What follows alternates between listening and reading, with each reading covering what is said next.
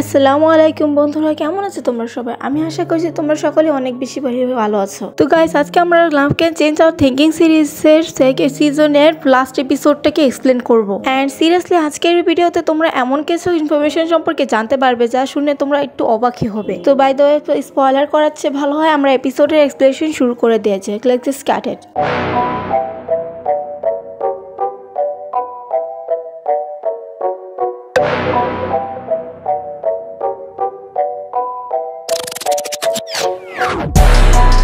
গত পর্বতে আমরা জানতে পেরেছি কেঞ্জিয়ার এবং হারুর বাসায় তাদের মাস্টার বোটান এসেছে। তো এই পর্বের শুরুতে কিসা হানাকে একটা আলাদা রুমে দেখানো হয় এবং কিসা এখানে হানাকে এমন একটা কথা বলে যেটা শুনে হানা একটু বেশ অবাকই হয়। তো হানা কিসাকে কিছুটা অবাক সুরে বলতে থাকে যে কি বলছো তুমি কিসা, হারুকে সত্যি মাস্টার বোটানের ছেলে? তখন কিসা হানাকে বলতে থাকে যে আরে ধুরবোকা, আমি তো কখন বললাম যে তারা বাপ ছেলে, আমি তো জাস্ট এটা বললাম যে হারু মাস্টার বোটানকে তার বাবার মতো দেখে এবং তিনিও তাকে তার নিজের ছেলে হিসেবে দেখে। আর তোমাকে সেই মেয়ে নায়িকা সম্পর্কে কিছু কথা আমি আগে থেকে বলে রাখছি, সে হচ্ছে সোমু পরিবারের একমাত্র মেয়ে। তখন হানা এটা শুনে বেশ অবাক হয়ে জিজ্ঞাসা করে একমাত্র মেয়ে মানে? তখন কিসা ক্লিয়ার করে বলে যে একমাত্র মেয়ে বলতে সোমু পরিবারের একমাত্র মেয়ে হচ্ছে নায়িকা এবং পাশাপাশি সে পুরো পরিবারের হেড, এবং এক কথায় বলতে গেলে পুরো সোমু পরিবারই শুধুমাত্র নায়িকার কথা মতো চলে। আর আমি কেঞ্জির কাছ থেকে এটাও জানতে পেরেছি যে যদি নায়িকা তোমাকে অনুমতি না দিত তাহলে তুমি এখানে থাকতে পারতে না। তখন হানা কিসাকে জিজ্ঞাসা করে কেন, এমনটা কেন, তো এর পিছনে কি কোনো বিশেষ কারণ রয়েছে? তখন কিসা হানাকে উত্তরে বলে যে হ্যাঁ রয়েছে, কিন্তু আমি দুঃখিত, আমি তোমাকে এখন কিছু বলতে পারবো না। আমার মতে তুমি আস্তে আস্তে নিজে সবকিছু জানতে পেরে যাবে। দৃশ্য পরিবর্তন হয় এবং আমরা ইচিরো, কিমি এবং নায়কেও দেখতে পাই। তো তারা তিনজন অন্য একটা রুমের ভিতরে জেগে কথা বলছিল। তো কিমির বাবু হওয়ার কথাটা শুনে নায়কে বেশ খুশি হয় এবং তাদেরকে কংগ্রেটস জানায়। তার সাথে এটাও বলেছে আমি অনেক খুশি হয়েছি, আশা করি এবার মেয়ে হবে, মেয়ে হলে ওর কাছে আমি সব দায়িত্ব দিয়ে একটু নিজে আরাম করতে পারবা। আমাদের বংশে শুধুমাত্র কেন একটাই মেয়ে হয় বুঝি না, আরো একটা মেয়ে হলেও তো ভালো হতো, একসাথে দুজনে মিলে কাজ করা যেত। কিন্তু এই কথা পর ইচিরোর মুখটা কেমন একটা গোমরা হয়ে যায়। এরপর আমরা কিছুক্ষণ পরে সিন দেখতে পাই যেখানে দেখে যায় একটা রুমের ভিতরে সবাই আছে, মানে রেন থেকে শুরু করে একদম বোটান পর্যন্ত, মানে সবাই এখানে একসাথে রয়েছে। এবং এখানে উল্লেখ কথা রেন এবং আকি দুজনেই কিওর সাথে এখানে এসেছিল। বোটান হঠাৎ করে বলে আচ্ছা আমি এখানে একটা প্রস্তাব নিয়ে তোমাদের কাছে এসেছি, আমি চাইছি যে কিছুদিনের জন্য তোমরা এখান থেকে আমার বাসায় এসে বা আমার স্কুলটায় এসে ঘুরে যাও। আসলে প্রায় সময় তো তোমরা আমার এখানে যেতে, কিন্তু এখন তো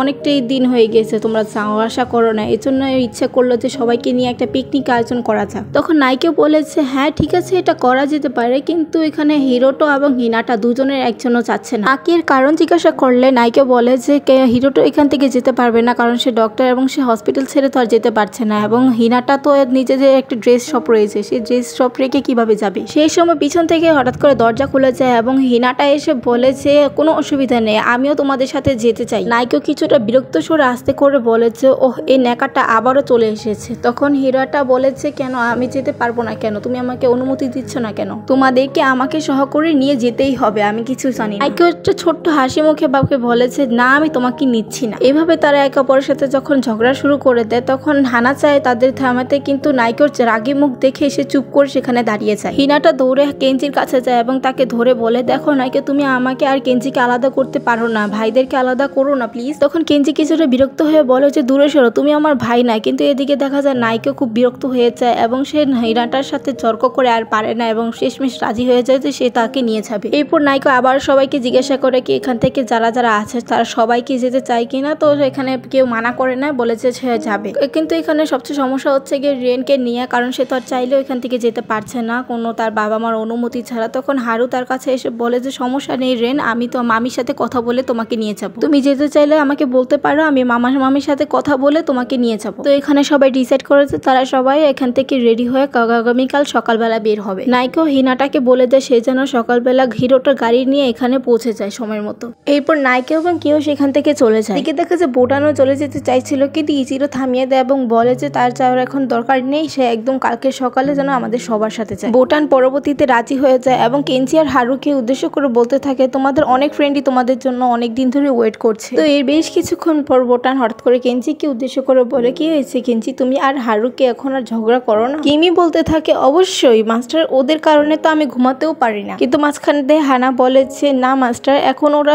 আগের থেকে নিজেদের রাগকে নিয়ন্ত্রণ করে শিখে গিয়েছে। তখন ইচিরো বলে ওঠে, হ্যাঁ এটা সত্যি মা, আঙ্কেল বোটান একটু এই ছবিটার দিকে তাকিয়ে দেখুন, কত সুন্দর লাগছে হারু এবং কেঞ্জিকে। বোটান তো ছবিটা দেখে বেশ অবাক হয়ে যায় এবং বলতে থাকে, আমি কখনোই আশা করতে পারিনি যে তারাদের দুজনের মধ্যে এরকম কিছু একটা হবে। তারপর যখন হারু এবং কেঞ্জি দুজনে ছবিটার দিকে তাকায় তখন তারা দেখতে পায় এটা তাদের সে প্লে কিস করার অভিনয়ের সেই সিনটা ছিল, যেটা দেখে তারা দুজনে আবারও ডিপ্রেশনে যেতে যায়।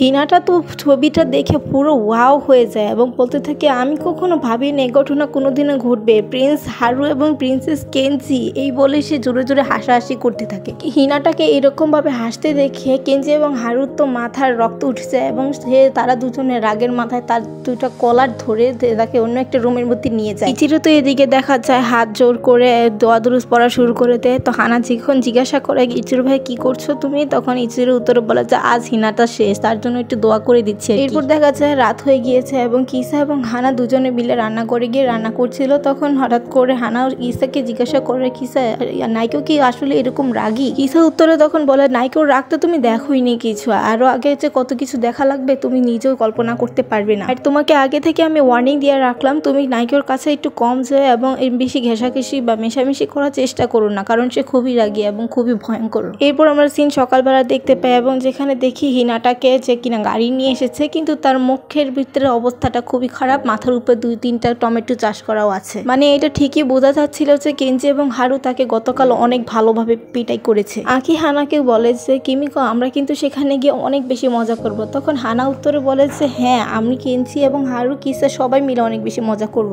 কিসা হঠাৎ করে বলে ওঠে, তোমাদেরকে আমাদের নিয়ে এত চিন্তা করা লাগবে না, আমি আর হারু অনেক বেশি মজা করব, একসাথে সারাক্ষণ কাটাবো। হারু তখন কিছুটা চেঁচিয়ে বলে ওঠে, তোমার সাথে কখনোই না। কিন্তু কিসা এদিকে তাকে জোর করতে থাকে এবং তারা তর্কাতর্কি করতেই থাকে। যাই হোক, এদিকে তখন তারা গাড়িতে উঠে পড়ে এবং রওনা দিয়ে দেয়। তখন কিন্তু কেঞ্জি এবং হানা এক পাশাপাশি বসেছিল। তখন হানা কেঞ্জিকে জিজ্ঞাসা করে, আচ্ছা কেঞ্জি তোমরা কোথায় যেতে ট্রেনিং করার জন্য এত ছোট থাকতেই? কেঞ্জি তাকে এরকম প্রশ্ন করার কারণ জিজ্ঞাসা করলে হানা বলে, না মানে তোমরা এখান থেকে ওখানে যাওয়ার জন্য যে গাড়ি ব্যবহার করতে হচ্ছে, যে এখন এই কারণটা জিজ্ঞাসা করছি, কি তোমরা ছোটবেলা থেকে এরকম ভাবে যেতে? তখন কেঞ্জি উত্তরে বলে যে ব্যাপারটা আসলে এরকম না, মাস্টার বোটানের মাস্টার হাউসটা প্রথমে এই এলাকাতেই ছিল, একটুখানি দূরে, কিন্তু মেন কথা হচ্ছে এখন বাসাটা পরিবর্তন করার কারণে তো এখন দূরে হয়ে গিয়েছে, না হলে তো আমরা দিনের বেশিরভাগ সময়ে কিন্তু মাস্টার হাউসে থাকতাম সেখানে ট্রেনিং করার জন্য। হানা কেঞ্জিকে জিজ্ঞাসা করে, তুমি কি এর আগে সেই বাসাতে গিয়েছো, মানে সেই মাস্টার হাউসে গিয়েছো নতুনটাতে? তখন কেঞ্জি উত্তরে বলেছে, না আসলে বাসা পরিবর্তন করার পর একবারও সেখানে যাওয়া হয়নি, যেহেতু সেটা একটু দূর হয়ে যায়। কিন্তু তুমি একটা কথা জানো, সেখানে কিন্তু অনেক সুন্দর একটা লেক আছে,